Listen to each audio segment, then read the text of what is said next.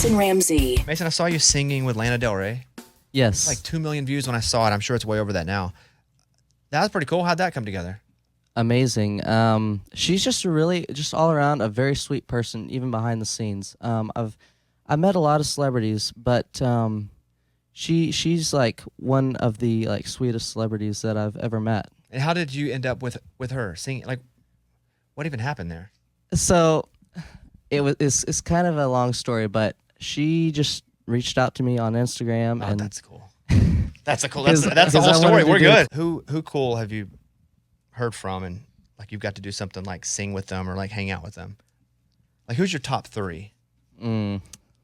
Let's take Lana off because you've already said her. So she is in Atlanta. If you're listening, he's not saying that you're not on the list, but we've covered that. So no pressure to put her back on. Who are the? Give me 3 other ones.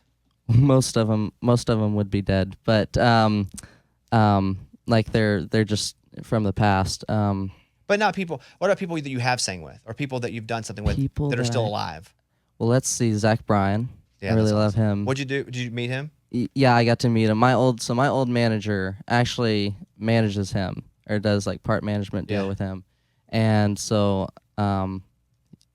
Zach, had the connection with me through my old manager, and so he told his manager to reach out to me, and we did a revival together, and that was awesome as well. All right, that's 1. Give me number 2. Okay, I got to meet Jelly Roll at the Spotify house. Really nice guy, huh? Yes, super nice guy. My current manager used to work with Jelly, so there's another connection. I'm trying to think of number 3. Number 3 can be anybody ever that you've ever like worked with or hung out with. And Justin Bieber's pretty cool. Yeah. It's pretty. That was a long time ago, but yeah, it's pretty cool. That is pretty cool. I was watching some videos you perform on TikTok. And maybe like CMA Fest. Did you play the River stage at CMA Fest? No, I did the Reverb Reverb stage. You were going hard, like a lot of energy. Yeah. Like you feel like you're bringing it now, showing them like the new version of you. Absolutely. Like head banging. Like that's what it looked like. I don't know if it's head banging exactly. What do you think about before you go out on stage now? I don't really think it's like I leave my body and someone else goes in it, and they just. It's kind of out of body experience where I'm not like I don't know. I can't explain it. Do you stretch? Because I felt like it was such a physical show, what you were jumping around, that I would need to stretch. Do you stretch before a show? No, I just practice all the moves before I go. He's still young. He's still young. He didn't need to stretch. How'd you get on the Twister soundtrack? How'd that come together? So this is another long story, but I was actually we just got the album finished for myself. So I've been working on an album for the past 6 months. And my label reached out to me, and there were one of my songs on be put on the Twister soundtrack, and I was like, okay. So we were writing some songs. Okay, weird. Just like in awe and like amazed, Yeah. And so I wrote a song called Shake Shake, and I was like, this is pretty cool. I said, just pitch this to them and see if they like it. And they said that they loved it, and so it just came about that one of my songs got to be put on the Twisters album. Pretty cool, because it's like Mason Ramsey, Luke Combs, Miranda Lambert, Jelly Roll. I know, it's pretty wild. I never dreamed that something like this would happen. What's up with that album that you've been working on? When's that coming out? So first off, I've got a tour that we're working on. MasonRamsey.com, starting in September. Pretty much. A bunch of shows, yeah. So it'll be out before the tour. Okay, got it. It's got, I think, 14 to 15 songs on it. And I've been, like I said, writing all of them with my producer. And it's just been kind of just, everything's just flows like really smooth, I want to bring back the old country music to the new world, and I think that's what we're missing today. And low gas prices, both of those. Mm-hmm. We can get old country music and low gas prices. We're back, Mason. I mean, like, can you work on the gas prices too? I'm not president, all right. I don't work in that department. I remember once, and I have a job that's pretty cool where I get to meet a lot of cool people, and so for me, I don't get starstruck often because I deal and get to be lucky enough to have celebrities in all the time, right? Right. That being said, I was on a flight with you once on a Southwest flight, and I saw you and I freaked out. I was like, holy crap.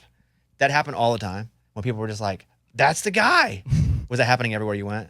Pretty much. So I flew out last night, and I had a bunch of people stop me at the airport, and they were like, "Are you Mason Ramsey?" And I'm like, "Yeah, I am."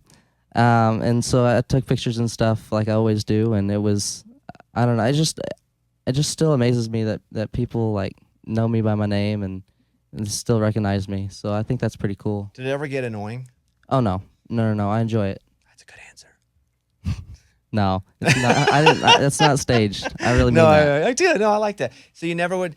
It wasn't so much like you're just trying to use the bathroom. Because I've been peeing before at a urinal and somebody pops over the top like, "Hey, oh my God, are you Bobby?" And I'm like, "Dude, let me at least finish peeing." Like no awkward situations where fans were just in your space or driving by your house or anything. No. Well, I've had a few. A few stalkers. You were wildly famous. Like for a while, you were just everywhere, and that's cool. But also, there's got to be a breaking point. You're like, I need a break, right? No. See, that's what I need. It doesn't. I really do just enjoy it all around, and I love meeting people and like going to new places and just, I don't know, seeing the world and traveling and meeting more people. What was it like to have your life change in like 4 or 5 days because of something you didn't even intend to change your life? Meaning, if you make a record now, you're going, I'm making this record. I hope people love it. And if they do, mission accomplished. I set out to do this. But with you, that really wasn't the plan. You're just singing back home. What was it like? Or were you too young to even really know what was going on? I think, well, first off, I didn't have internet where I lived, and I still don't. So that's one thing. So I didn't really know what was going on, what was taking off in that whole world of a meme. And I didn't even know what a meme was. My aunt called it a meme because she didn't know what it was either. So that shows you how much we knew at the time. And then it's just pretty crazy how everything took off. We got the call from Ellen, and that was pretty wild. That was unexpected, honestly. And first time to LA? Yes, first time. I'd always wanted to go, and I was so excited to go. I was a little nervous about the plane ride, but because I've never been on a plane. I am nervous like crazy. I was nervous on the flight we took together. You didn't even know I was on. I was nervous about that flight and nervous you were on the flight. It was like double nerves, man. Double nerves. How did they treat you over at Ellen that day? Great. The staff and everyone was really amazing, and she's just all around a sweet person, and I loved it. It's really cool just to be there. Do you still perform Lovesick Blues? I do. Oh, good for you. That's awesome. Because if I were you, I'd probably be like, I don't want to sing this song anymore. Because that's real maturity in that. Because people still want to hear that song.